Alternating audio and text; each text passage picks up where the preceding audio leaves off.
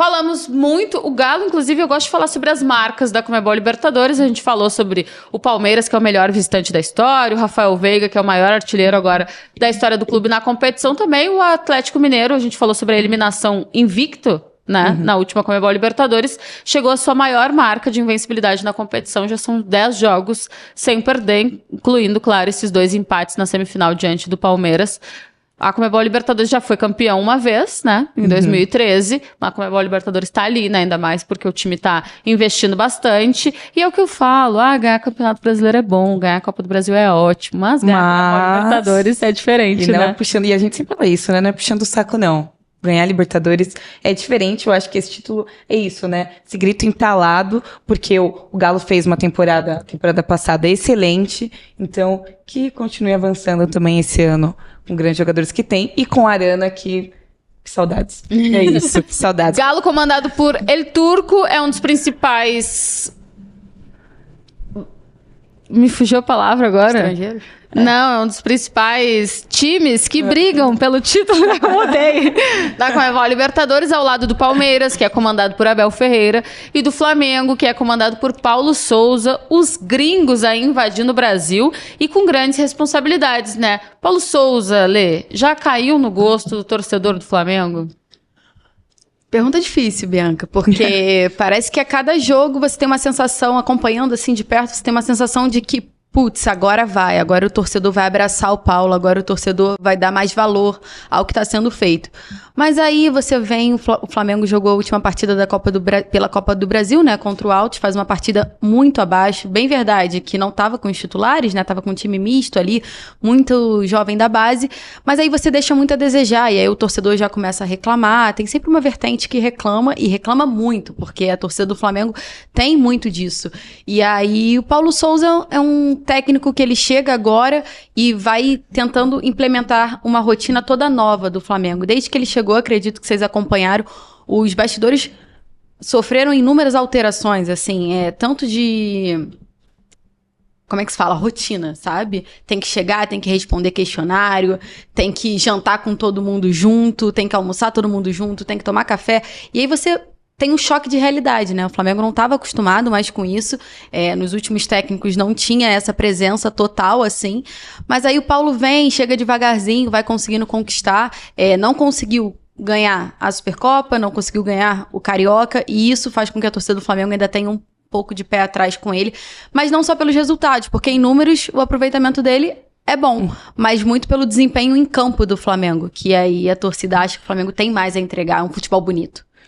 Falamos sobre a mudança de rotina, né? A mudança de estrutura, assim, do Flamengo. Tu antes já tinha citado a escola europeia, a escola portuguesa de treinadores, por isso vou convidar para o nosso bate-papo mais uma mulher que sabe muito sobre o universo do futebol, não só sul-americano, porque ela tá ganhando em euro, tá numa outra situação, né? Mas eu imagino que sempre ligada aqui na Conmebol Sudamericana, Conmebol Libertadores, ligada especialmente nos treinadores portugueses, porque agora eu chamo a Bárbara Albuquerque, que participa conosco direto de Portugal. E eu já quero saber... E amiga? Amiga da Letícia. A reação dela foi muito boa. Então, Bárbara, seja bem-vinda para trocar essa ideia conosco e com a Lê, principalmente sobre como está a imagem dos 3 principais treinadores portugueses, né? São 5 ao todo na Conmebol Libertadores, mas falando de Vitor Pereira, Abel Ferreira e Paulo Souza, seja muito bem-vinda. Olá, muito prazer em estar com vocês. Beijo pra Lê. Então, essa é uma escola mesmo, né? Portugal tem sido, nos últimos anos, uma referência. Desde que eu vim para cá, isso já desde 2018, eu vim para fazer um mestrado em futebol, porque já sabia que era uma referência aqui, principalmente no estudo, na parte muito científica e tudo mais.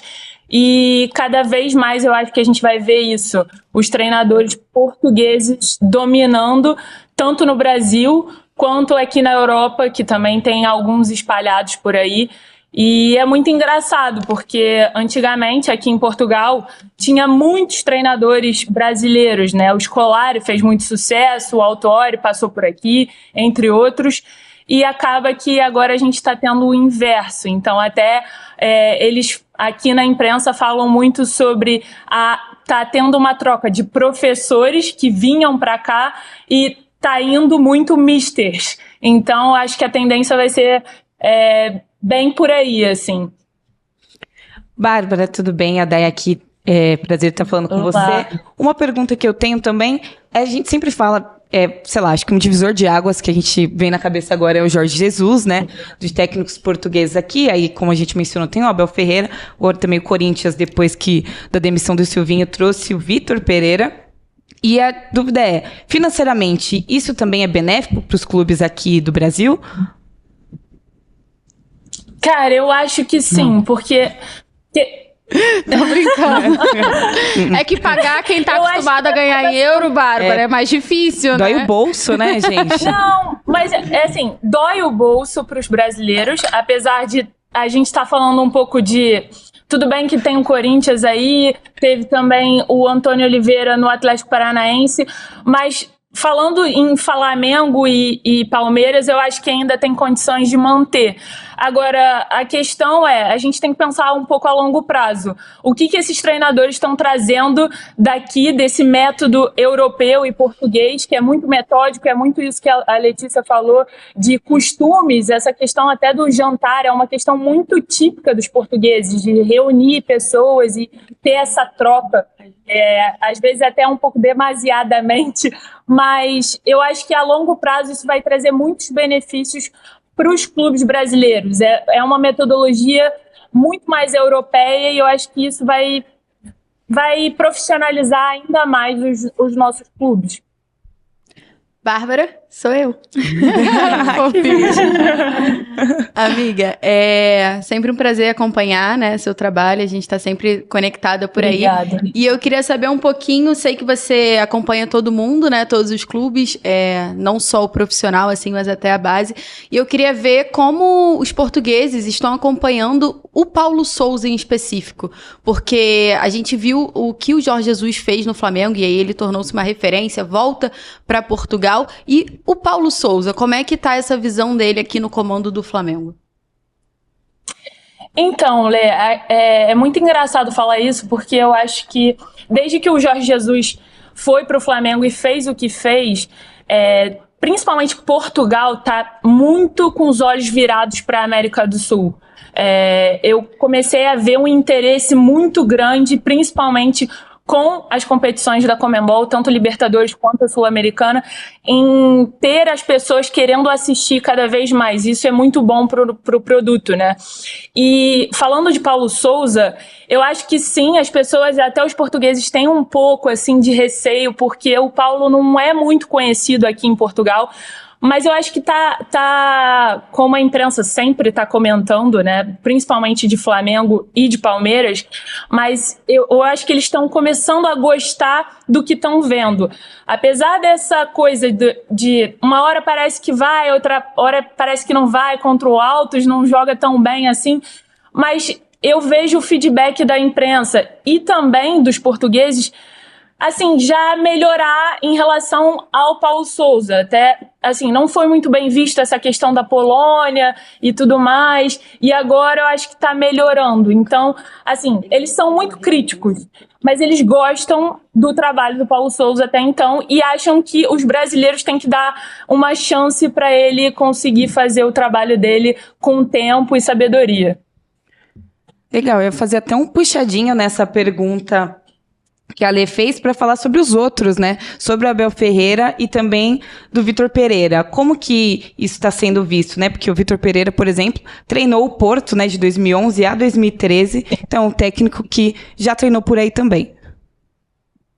Sim, é muito essa questão da paciência, assim. Eles veem, às vezes, nós brasileiros e brasileiras, muito ansiosos em querer resultado, que é aquela coisa mesmo do Brasil, mas eles tem gostado e tem comentado cada vez mais, assim, o Palmeiras, o Abel do Palmeiras é já visto com outros olhos. Ninguém antes, falava tanto do Abel quando ele estava no Braga, e hoje em dia eles já falam do Abel como se fosse um grande treinador português. Eu acho que a tendência é muito essa. O Vitor Pereira, Vitor Pereira, desculpa, tá sendo falado constantemente também, mesmo tendo um resultado, por exemplo, contra o Fortaleza, que não foi um belo jogo, mas ganhou a vitória, teve a vitória. Então, eu acho que é muita questão da paciência. Eles sempre estão apontando isso, de os brasileiros não têm muita paciência, não conseguem, porque é uma cultura que aqui a gente não despede treinador assim de um dia para o outro, né? Então ter um pouco mais de paciência, que eu acho que esses portugueses que estão à frente de grandes clubes, né? Não se trata de clubes pequenos brasileiros, são Flamengo, Corinthians, Palmeiras. Eles vão muito à frente porque são metodologias muito boas e eu acredito muito no trabalho dos portugueses. Ô, Bárbara, deixa eu te perguntar, a gente tem percebido aqui, e até de forma elogiosa, né, a gente destaca isso, que os treinadores portugueses, eles parecem querer e estar mais dispostos a falar sobre tática, sobre conceitos táticos, sem medo. Inclusive, hoje foi destaque na imprensa nacional aqui que o Abel Ferreira deu uma palestra para treinadores, na qual ele não se isentou de falar sobre conceitos táticos mesmo, estruturas táticas que ele costuma usar no time do Palmeiras, e ele fala abertamente, assim, não tem problema de divulgar estratégias. E quando a gente ouve alguns auxiliares da entrevista, né, por situação de não ter o técnico principal ali, como quando o Jorge Jesus estava por aqui com o João de Deus, o João Martins agora auxiliar do Abel Ferreira, a gente também vê profissionais muito bem preparados. Saindo da estrutura da Conmebol Libertadores, o Luiz Castro, técnico do Botafogo, também é assim, um cara que quer falar sobre conceitos táticos. Isso é normal para quem acompanha futebol na Europa? É normal ver os treinadores não só se justificando, não só com respostas blasés, e sim falando mais sobre conceitos táticos? Eu acho que sim, e é muito por essa cultura do estudo aqui em Portugal. Portugal tem uma referência volto a dizer, mestrados e estudo científico. A federação, inclusive, aposta muito nisso cada vez mais. Então, por exemplo, você tira um mestrado, e quando eu falo de mestrado, não são só portugueses, porque como eu tive ali, há muitos brasileiros que vêm para cá para fazer mestrado. Inclusive, eu estava com um treinador do Flamengo da base há pouco tempo aqui em Portugal, e ele tá louco para fazer um mestrado aqui, porque sabe que tem uma qualificação muito grande. Por exemplo, você faz um mestrado aqui e tem depois um currículo UEFA-B, UEFA-C. Então, exige muito isso, precisa ter muita tática nesses mestrados e pós-graduações aqui. Então, eu acho que está muito inserido desde quando você entra para fazer uma faculdade de educação física até chegar no mestrado. Então, vira uma coisa muito de rotina. Eles têm muito esse preparo também de reuniões, fazer o estudo. Sempre tem um videoanalista desde base, desde sub-15 até o profissional. Então, assim, do dia a dia deles. Então, por isso que eu acho que às vezes eles sentem uma facilidade muito grande de falar sobre tática e não explica tanto para o público quando tem uma conferência de imprensa ou algo assim, porque está muito no dia a dia deles. E aqui as pessoas, quando ligam a TV e querem ouvir os treinadores numa coletiva de imprensa, eles já estão preparados, já estão com os ouvidos preparados para ouvir sobre tática.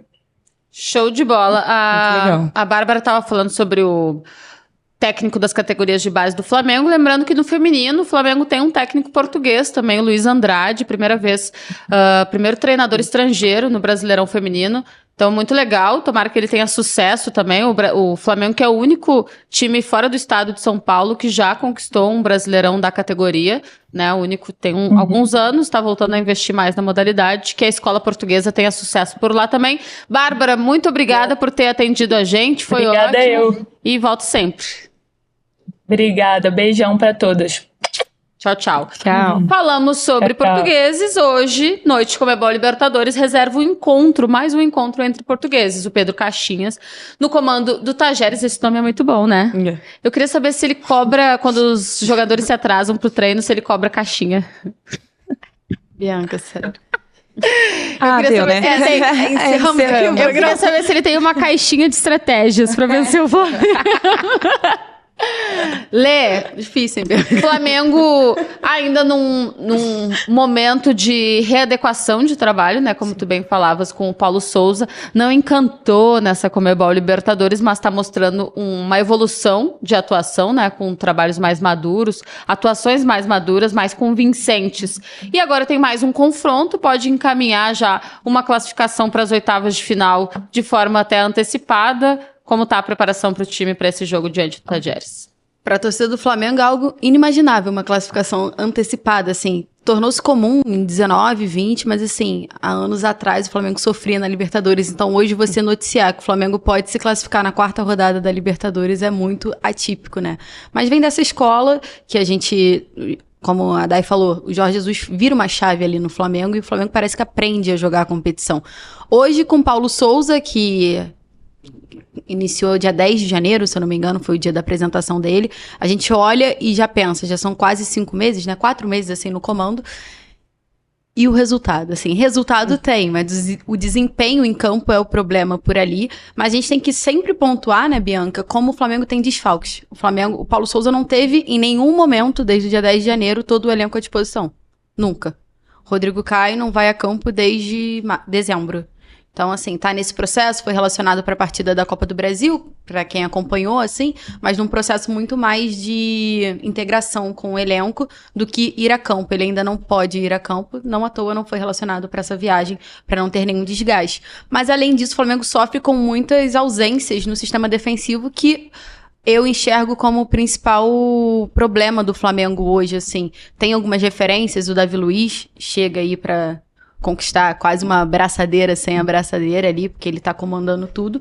Você tem o Pablo, que é uma contratação nova, mas que demorou a ir a campo, então tá iniciando agora 2 ou 3 jogos, então ainda precisa de uma adaptação para encaixar no sistema de jogo. Você tem o Fabrício Bruno, que tá no departamento médico, jogou, foi muito bem, encantou, teve uma lesão, e então assim, eu acho que o principal problema do Paulo é ter todo mundo à disposição para ele poder olhar e falar assim, tá todo mundo bem? Vamos lá, quem vai jogar? Mas assim, ele não tem, então ele tá jogando com o que ele pode. E eu acho que o sistema que ele monta, né, essa parada do 3 zagueiros, é muito diferente ainda pro futebol brasileiro, e é mais diferente ainda pro futebol carioca, que a gente ainda tá se adaptando a isso. Joga de um jeito quando tá atacando, joga de um jeito como tá defendendo. Vocês devem ter acompanhado já algumas polêmicas sobre isso, assim, né? Sobre esse sistema do Flamengo. O Paulo mexe muito no time sem mexer também. Consegue os resultados, não à toa o Flamengo já tá praticamente encaminhado aí para as oitavas de final da Libertadores, mas falta aquele encanto, né? Claro que o Flamengo conta com Arrascaeta, Everton Ribeiro, o próprio Gabigol, que vai quebrando recorde, que eu tenho certeza que a Bianca vai falar daqui a pouco, porque ela adora falar sobre recorde. E eu acho que ele é o cara dos recordes, assim, da Libertadores, né? Um personagem. E já que a gente falou sobre o Palmeiras numa invencibilidade absurda, né? O Flamengo também. O Flamengo na Libertadores não perde desde aquela partida contra o Independente Del Valle 5-0, quando o técnico era o Domi. Então ainda dá pra você esticar aí mais um pouquinho, com exceção, claro, da final contra o Palmeiras, que foi campo neutro, né? Então, assim, a gente entra nessa conta. Mas, assim, Bianca, o trabalho do Paulo vem sendo avaliado e acho que a Libertadores, uma boa classificação, já dá aquele respiro, né? Aquele alívio pra ele, porque ele também sente aquela pressão de ter que mostrar um bom futebol em campo. Muito bom. Não é à toa que o Flamengo é um dos principais ainda postulantes, essa era a palavra. Aquela palavra. O título. A gente falou que o Galo tá com a Conmebol Libertadores entalada, mas o Flamengo então nem se fala, né? Porque perdeu para um time do mesmo país, numa final, e ainda tenta se reencontrar. O Flamengo, eu sempre falo aqui, é aquele cara que terminou com a mulher que era maravilhosa e que fica tentando nas esquinas, bêbado, buscar outras mulheres, sabe? Posso nem discordar. Né? Vou ler alguns comentários rapidinho aqui, antes da gente seguir falando de Flamengo. A Regina, torcedora do Furacão, tá por aqui conosco. Tem um rapaz aqui que se chama Games Aleatórios. Dá pra ver que ele é corintiano, porque, enfim, Palmeiras é uma causa perdida, diz ele. Aqui é Corinthians, 51 é cachaça. O Rogério Ribeiro tá mandando um alô pra Letícia. A Regina, o Filipão já chegou em Curitiba. Boa sorte pro Filipão, sou muito grata por tudo que ele fez, pelo Grêmio, pela seleção brasileira, inclusive, palmeirenses também são gratos, com certeza. E a Isabelle Costa, ela tá numa... animada aqui. Letícia Marques é maravilhosa, profissional excelente. A Bárbara Albuquerque também é uma referência. E a Bianca e a Dai também arrasam demais. Que mesa maravilhosa. Obrigada, Isabelle. Seja bem-vinda um dia que estiveres aqui por São Paulo. Isabelle também é jornalista, se estiveres por São Paulo, está convidada a participar do A Glória Delas. O Flamengo vai se firmando aos pouquinhos para fazer jus a esse título de postulante, que não sou eu que estou botando, né? Ele é sempre tido, Flamengo, Palmeiras e Atlético Mineiro, como um dos principais times que podem brigar por essa Conmebol Libertadores. Com certeza, né? No último jogo pela Copa do Brasil, então, Paulo Souza poupou ali o time, né? Feito naquilo até porque foi contra o Altos, né? Um time que não tem ali a mesma força que o Flamengo tem. E eu acho, assim, uma opinião até um pouco polêmica. Eu acho que, olha só... Gostamos. Torcedores, calma, né? E eu sou muito a favor de técnicos mostrarem o trabalho e terem tempo para trabalhar. Mas até uma pergunta para Lê, que se você não acha que, até por conta desses desfalques, a gente vê o Flamengo aí quase carimbando, né, o passaporte pelas oitavas antecipadamente. A gente sabe também agora, vamos ver como vai ser esse jogo contra o Talheres. Você não acha que tem que ter um pouco de calma e ir deixando o Paulo Souza trabalhar?